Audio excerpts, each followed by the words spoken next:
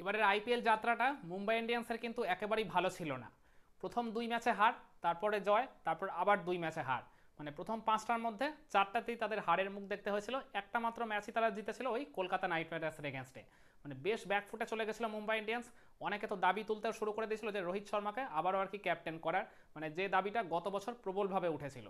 কিন্তু তারপরেই বলতে গেলে মুম্বাই ইন্ডিয়ান্স একটা দারুণ কামব্যাক করলো ওই দিল্লি ক্যাপিটালসের এগেনস্টে দিল্লিতে। মানে বলতে পারেন ওটা মুম্বাইয়ের এক প্রকার হারা ম্যাচ ছিল, কিন্তু অবিশ্বাস্য কামব্যাকে তারা পরবর্তীতে যেভাবে ম্যাচটা আর কি ফিরে এসে 12 রানে জয়টা তুলে নিল। তারপর থেকে দেখতে গেলে মুম্বাই মানে টানা 5 ম্যাচ জিতে এখন মানে মানে প্লে অফের রেসে তো প্রবলভাবে উঠেই এসছে। এখন বলতে পারেন মুম্বাই আর কি ওয়ান অফ দ্য আর কি চ্যাম্পিয়ন হওয়ার আর কি যোগ্য। কিন্তু এই জায়গায় আর কি প্রশ্নটা হচ্ছে যে মুম্বাই এরকম কামব্যাকটা ঠিক করলো কিভাবে, মানে তার পিছনে ঠিক কারণটা কি। তো আমার যে কাছে এই জায়গায় কতগুলো পয়েন্ট মনে হয়েছে, তার মধ্যে প্রথমেই যে আর কি উল্লেখযোগ্য কারণ সেটা হচ্ছে তাদের ওই 2 ওপেনারের ফর্মে ফিরে আসা। রোহিত শর্মা, রায়ান রিকেলটন, এই দুজনে কিন্তু খেয়াল করে দেখবেন মানে আইপিএলের শুরু থেকে তারা মানে বেশ ভালো স্টার্টই করছিলেন, কিন্তু কোনোভাবেই যেন নিজেদের ইনিংসগুলোকে বড় করতে পারছিলেন না। মানে রোহিত শর্মাও একটা ভালো স্টার্ট পেয়ে ওই 10, 12, 15, 20-এর মধ্যে আউট হয়ে যাচ্ছিলেন, রায়ান রিকেলটনের ওই একই অবস্থা হচ্ছিল। কিন্তু খেয়াল করে দেখবেন এই লাস্ট 5 বা 6 ম্যাচে কিন্তু এই দুই ব্যাটারের মধ্যে থেকে অন্তত একজন কিন্তু নিয়ম করে প্রত্যেক ম্যাচেই বড় স্কোর পাচ্ছে।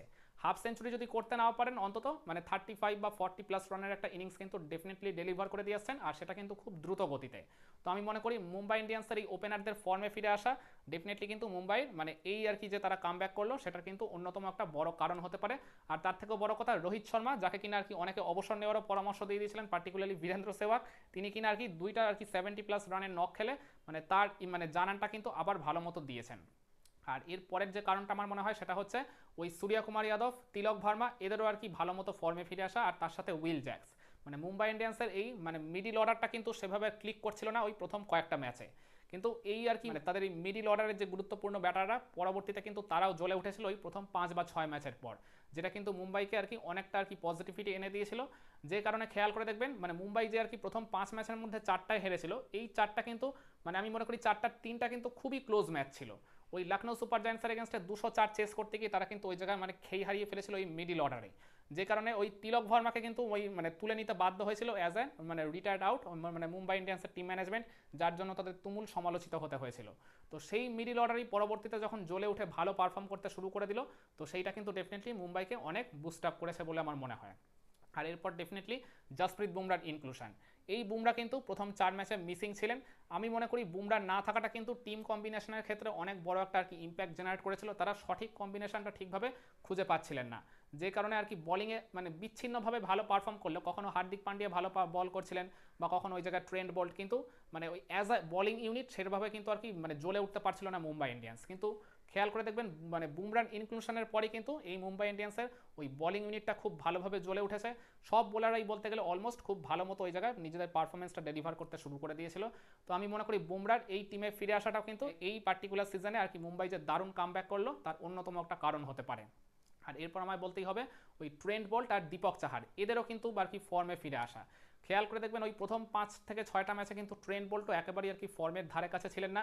ট্রেন্ট বোল্ট সুলভ পারফরমেন্স তিনি কিন্তু একেবারেই ডেলিভার করতে পারছিলেন না, বেশ এক্সপেন্সিভ ছিলেন।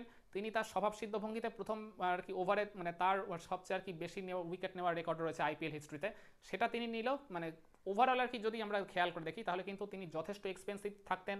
মানে কোনো কোনো ম্যাচে তো দেখতাম তাকে দিয়ে 4 ওভারও বলিং করানোর সাহস পেত না হার্দিক পান্ডিয়া।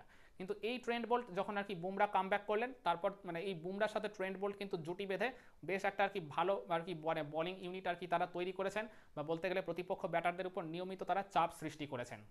তো আমি মনে করি ট্রেন্ট বোল্টের পার্টিকুলারলি ফর্মে ফিরে আসা, বা দীপক চাহার যিনিও আর কি প্রথম দিকে কয়েকটা ম্যাচে একেবারেই আর কি ফর্মের ধারে কাছে ছিলেন না, তিনিও কিন্তু পরবর্তীতে আর কি দেখা গেল মানে ট্রেন্ট বোল্টকে আর কি বাদ দিয়ে দীপক চাহারকে দিয়ে আর কি বলিং ওপেন করাচ্ছে মুম্বাই ইন্ডিয়ান্স শেষ কয়েকটা ম্যাচে। আর সেটাও কিন্তু আমি মনে করি বেশ একটা পজিটিভ ইম্প্যাক্টই জেনারেট করেছে তাদের দলের জন্য। আর এছাড়া এই ট্রেন্ট বোল্ট আর জসপ্রীত বুমরার এই যুগলবন্দিটার কথা আমাকে বলতে হবে। এই দুই আর কি যুগলবন্দি মিলে তারা 6 ম্যাচে এখনো পর্যন্ত বোলিং করে মোট 20টা উইকেট শিকার করেছে, যেটা অবিশ্বাস্য একটা পারফরমেন্স বলা চলে। গতকালের ম্যাচেও তো তারা দুইজনে মিলে 7-7টা উইকেট নিয়ে মানে বলতে পারেন লখনৌয়ের ব্যাটিং মানে ওই যে অর্ডারকে পুরোপুরি তারা একাই আর কি গুড়িয়ে দিয়েছেন। তো এই জায়গায় মানে ট্রেন্ট বোল্ট, জসপ্রীত বুমরা, এই দুই বোলার যখন একই সাথে অ্যাট দ্য সেম টাইম এরকম আর কি অবিশ্বাস্য পারফর্ম করছেন, বা পার্টিকুলারলি ট্রেন্ট বোল্ট আর কি মানে এর আগে মানে তাকে খেয়াল করে দেখা যেত তিনি ওই মানে পাওয়ার প্লের প্রথম মানে ওই জায়গায় 3টা ওভার বলিং করতেন, আর তারপর 1 ওভার তাকে ওই ইনিংসের মিডিল ফেজে করানো হতো, কিংবা ওই 17 বা 18 নম্বর ওভারের দিকে তাকে 1 ওভার দেওয়া হতো। কিন্তু এই ট্রেন্ট বোল্টকে এখন দেখা যাচ্ছে যে তিনি নিয়মিত আর কি ডেথ ওভার্সেও 1 বা 2 ওভার তার হাতে বল তুলে দিচ্ছে হার্দিক পান্ডিয়া, আর যে জায়গায় কিন্তু ট্রেন্ট বোল্ট যথেষ্ট সফল বলা চলে। আর জাসপ্রীত বুমরা তো অ্যাজ ইউজুয়াল তিনি তো ডেথ স্পেশালিস্ট। তো এই দুই বোলার মিলে এই 6 ম্যাচে এখনো পর্যন্ত তারা আর কি ওই জায়গায় যৌথ ইকোনমি হচ্ছে 7.86 মোধা সম্ভবত, মানে 8-এর নিচে ইকোনমিতে যখন এই দুই বোলার আর কি ডেথে মানে অপোনেন্টকে আটকে রাখছেন, তো এটাই আর কি দেখতে গেলে মানে প্রতিপক্ষকে কিন্তু সেভাবে আর কি মানে ডেথ ওভার্সে রান তুলতে দিচ্ছে না, যেটা মূলত রান তোলার সবচেয়ে বড় জায়গা। তো আমি মনে করি জাসপ্রীত বুমরা আর এই ট্রেন্ট বোল্টের আর কি দুর্ধর্ষ ফর্মে ফিরে আসা, একই সাথে তাদের ওই জায়গায় বলিং পার্টনারশিপ করে প্রতিপক্ষ ব্যাটারদেরও একবারে কাঁপিয়ে দেওয়াটা আমি মনে করি মুম্বাইয়ের এই সাফল্যের অন্যতম কারণ। তো আমার কাছে মনে হয় এই পার্টিকুলার রিজনগুলোর জন্যই মুম্বাই এত আর কি খারাপ শুরু করার পরেও তারা এই আইপিএলের মিড ফেজে এসে এরকম একটা দারুণ কামব্যাক করে এখন বলতে পারেন তারা মানে প্লে অফে তো কোয়ালিফাই করবেই, এটা নিয়ে তো এখন মানে কোনো আর কি ডাউট নেই। কিন্তু মানে তারা যদি শিরোপাও জিতে যায়, ট্রফিও আর কি আবার উঁচিয়ে ধরে ষষ্ঠবারের মতো, তাতেও কিন্তু অবাক হওয়ার এতটুকু কিছু থাকবে না। একমত হবেন আমার সাথে? কমেন্টে জানান।